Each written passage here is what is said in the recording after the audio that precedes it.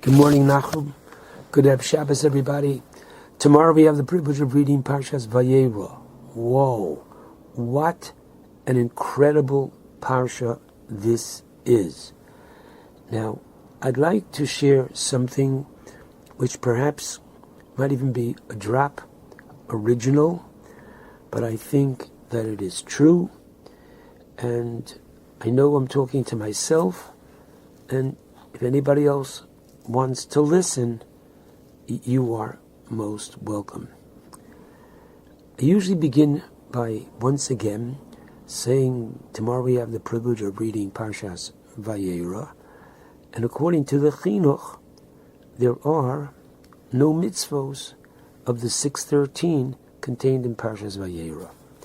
However, I'd like to share with you that while it is not explicit in the Parsha, we know that the Rambam codified 13 Ikore Emunah, 13 literally pillars of Jewish faith, that in order for a Jew to be counted as a believing Jew, they need to believe in these 13 principles. The first being that there is Hashem, that God exists, creator of the world, is the energizer of the world, etc. And the 13th is the belief in Tchias HaMesim, that the dead will come to life.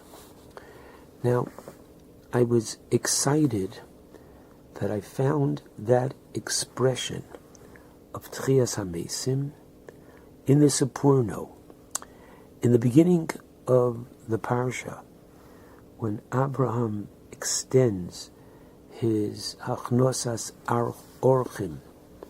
He's more pained that he doesn't have passers-by to take into his home, to extend hospitality, to teach them about the existence of Hashem. He's more pained of that than he is on the third day after his circumcision. So Hashem sends 3 angels disguised as men, each with a separate mission. The first one to heal Abraham after his circumcision. The second one to inform Sarah that she would have a baby in a year's time. And the third one to destroy Sodom. Regarding the second one, whose divine task was to inform Sarah, the Torah tells us in chapter 18, Pasuk 12, Batitzchak Sarah. And Sarah laughed. Specifically, what's going on here?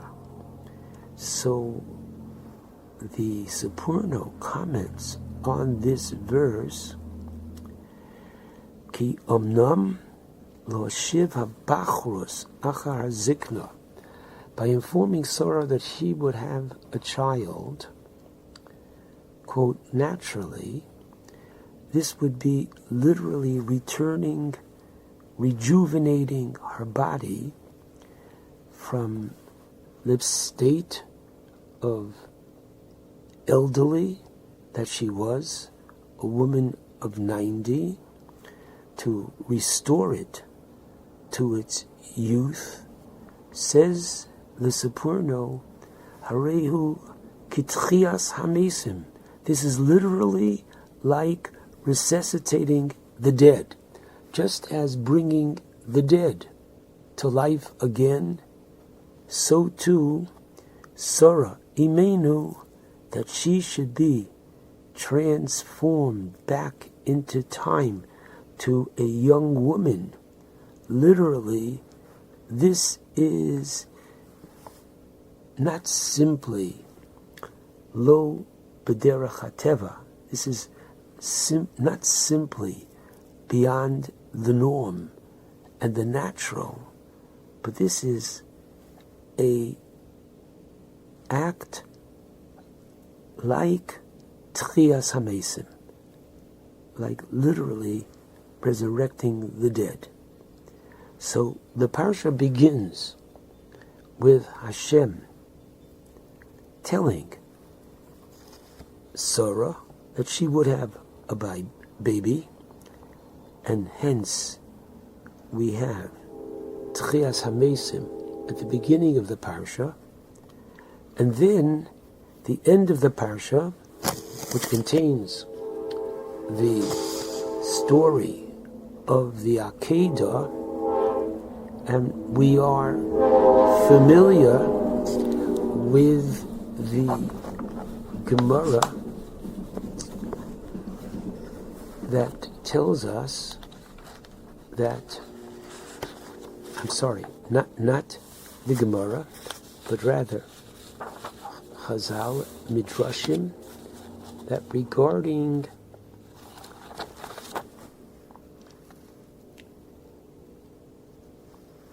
the second bracha of Shmoneh Esrei, the first bracha, Baruch Atah Hashem Mogen Avraham, was composed in honor of Avraham, as HaKadosh Baruch Hu said to Avraham in last week's parsha, that Anochi Mogen Loch, I am your protector.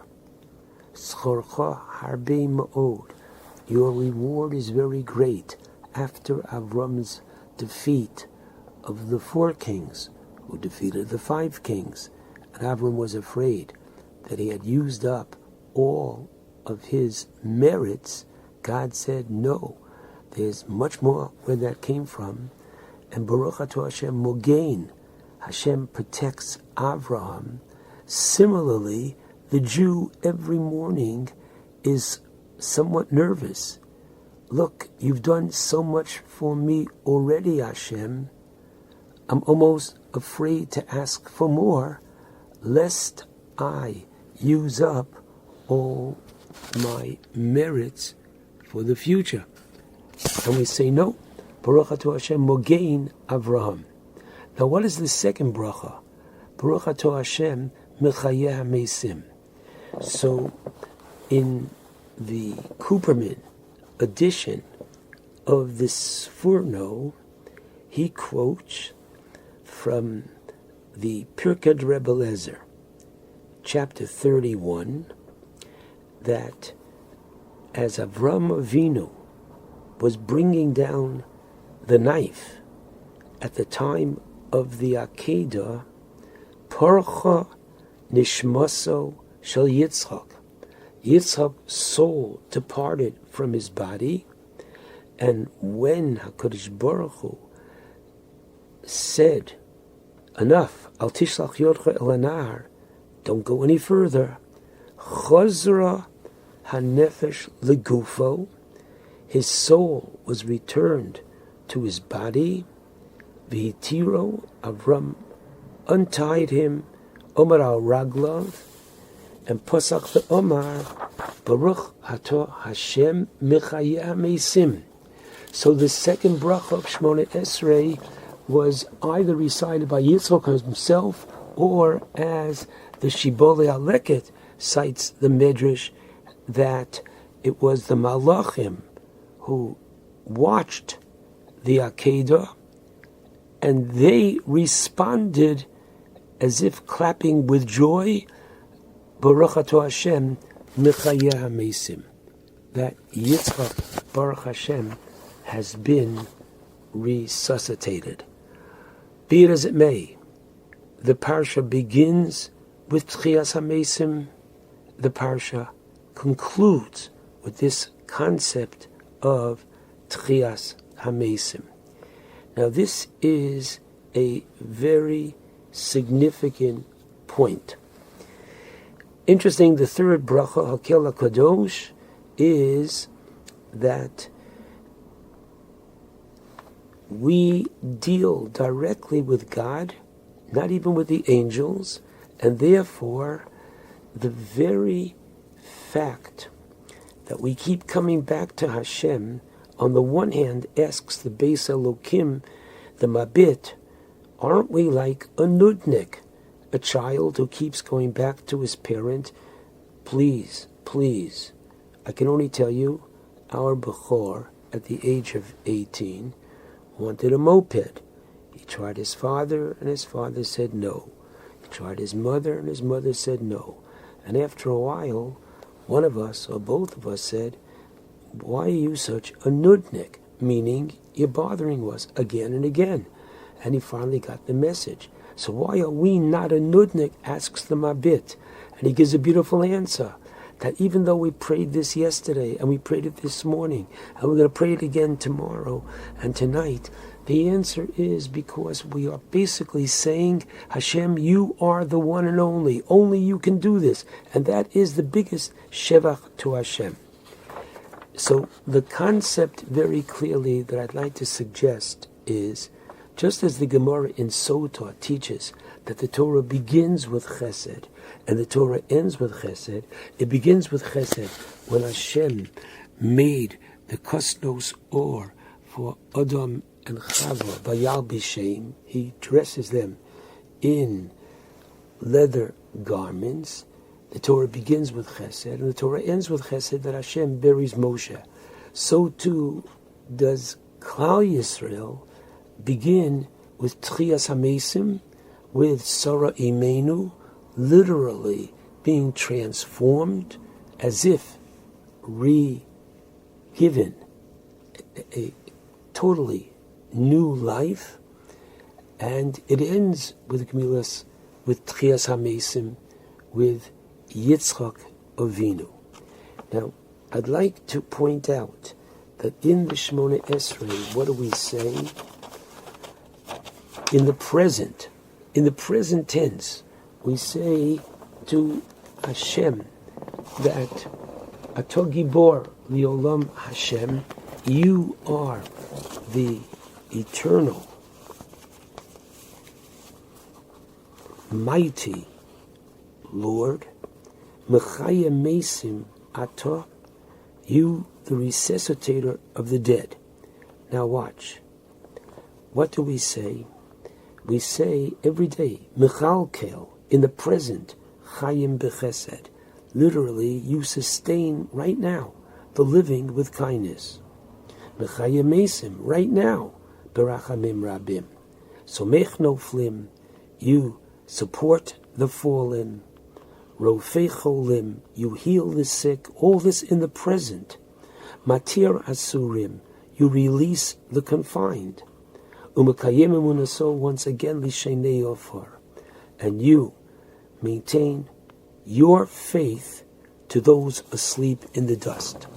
So first of all, the Gra says 3 times do we have this concept mentioned in the bracha of Gvuros, Geshamim, literally, as we acknowledge that the rain comes from HaKadosh Baruch Hu, so too 3 times we have the concept of Tchias HaMesim. 1, when we wake up in the morning, you should know Tchias HaMesim is not only something which will happen in the future, it happened this morning. Every morning we say, Elokai, Neshama Shanasatabi, the soul that you, Hashem, have given me. Tahorei Atobaraso, it's pure, you formed it, and Baruch Ato Hashem, Hamachzir Neshamos Livgorim Mesim. As the Talmud says that sleep is 1/60th of death. Hamachzir Neshamos, every day HaKadosh Baruch Hu gives back our neshama, Livgorim Mesim, to literally dead bodies. Unbelievable. So how do I know there's going to be a Tchias HaMesim in the future? I know it because guess what? You and I woke up this morning. That's the first step towards our understanding and belief in Tchias HaMesim. The second thing is the comparison of the Gemara in the beginning of Tanis to rainfall. Why? Because as rain is to nature, so too is Tchias HaMesim, meaning without rain nothing can grow.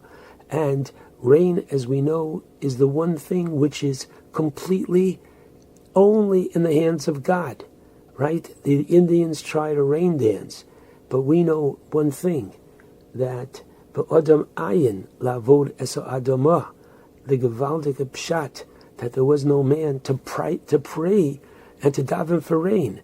If man doesn't pray for it, if there's not the relationship between God and man, v'nosati mitar artzachem be'ito, you do yours, he does his. Rain is compared to Tchias HaMesim. That's the second reason for mentioning Tchias HaMesim. And the third one is literally for the future. Hashem did it for all of us this morning.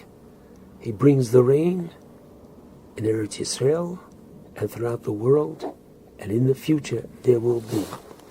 The concept is that while there are none of the 613 in Parshas Vayera, there is that very important belief that the Jew has, that we live not just for today, the Jew lives for eternity. Am Yisrael Chai has many levels of understanding, and the idea is that there will be Tchias HaMesim. The only question is, which one? Take a peek, my friends, at the Ritva in Tainis Lamed Amud Beis, who speaks of two Tchias HaMesim. The first one for those that in the Golos, in the exile, Chiku, were aspiring, waiting for his salvation, and for that there's going to be a Tchias HaMesim at the time of Binyan Beis Hamikdash. And secondly, for those who unfortunately did not yearn for it, did not aspire for it, did not believe in it, there's the possibility that that will take place, what he calls Achar Yemos HaMoshiach. My suggestion is, believe in it now. Shabbat Shalom to all.